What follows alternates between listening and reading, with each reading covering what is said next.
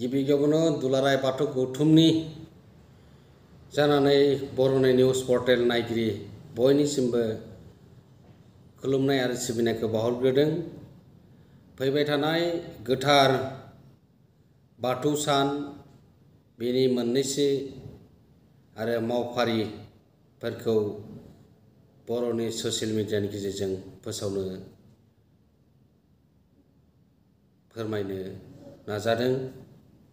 दा फैबाय थानाय गोथार बाथौ सान दुलाराय बाथौ गौथुमा जिल्ला आफादफोरनो मोनसे बिथोन हरनाय दंखायोमोन। बे बोसोरनि गोथार बाथौ सानखौ साननैनि हाबाफारिजों गाजा गोमजायै खुंफुंनो थाखाय जोङो दुलाराय बाथौ गौथुमनिफ्राय बिथोन हरखानाय दंमोन। बेबायदि लेखा जिल्ला आफादफोरा दिनै साखाफारा जादों। मानो होनबा बेजों साइकेल रेलि, हानजा सुरनाय आरो जोंनि जिल्ला आफादनि थानसालि, बियाब आफादनि थानसालि, गामि आफादनि थानसालि, सोलोंथाइ फसंथान बेफोरबायदि जायगाफोरावबो दिनै बर' हारिनि गोथार बाथौ धोरोमनि बा गोथार बाथौ सानखौ गाजा गोमजायै खुंफुंनो थाखाय साखाफारा जादों। आरो बेनिखायनो जिल्ला आफादनि बिबानगिरि, बियाब आफादनि बिबानगिरि आरो सोलोंथाइ फसंथानफोरनि बिबानगिरि नोंथांमोननिसिमबो दुलाराय बाथौ गौथुमनि जानानै बे साननैनि हाबाफारिखौ खुंफुंनो लानाय बिथांमोननिसिमबो साबायखर बावदों।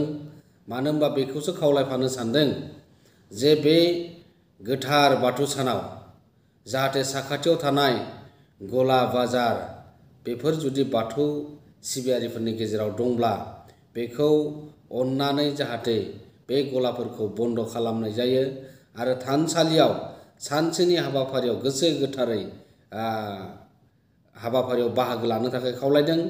मानो होनबा दिनै बर' हारिनि गुबै बाथौ धोरोमा बे गोथार बाथौ सानजों आरो बर' माहारिखौ दाफुंनाय, मुलुगाव गेरेमसा बर' माहारिखौ सिनायथि होनाय आरो बुहुमाव बाथौ धोरोमखौ दिनै बर'नि गुबै बाथौ धोरोमखौ गेवलांसार होनाय आरो बे बोसोरनि जि गोथार बाथौ सानखौ जाबायदिहै जिल्ला आफाद, बियाब आफाद, गामि आफादफ्रा खुंफुंनो लादों गमामायैनो जों मोनथिनो मोन्दों गोबां जिल्ला आफादफोरा बे हाबाफारिजों लोब्बा लाखिनानै धोरोमारि सावरायनाय आरो हानजा सुरनाय आरो दिनै खौसेनि गोसो, सैथोनि गोसो, अनलायनाय गोसोजों बे हाबाफारिखौ हानजा सुरनाय हाबाफारिखौ लादों।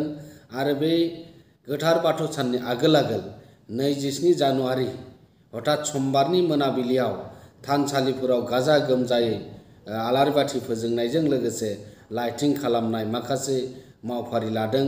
जों गमामायैनो बे दिनै आसामजों नङा, आसामनि बाहेरायाव थानाय नेपाल, वेस्ट बेंगल, बांला बर्डार, अरुणाचल, दार्जिलिं, दिल्ली बेफोरबायदि जायगाफोरावबो दिनै गोथार बाथौ सानखौ गाजा गोमजायै खुंफुंनो थाखाय साखाफारा जादों।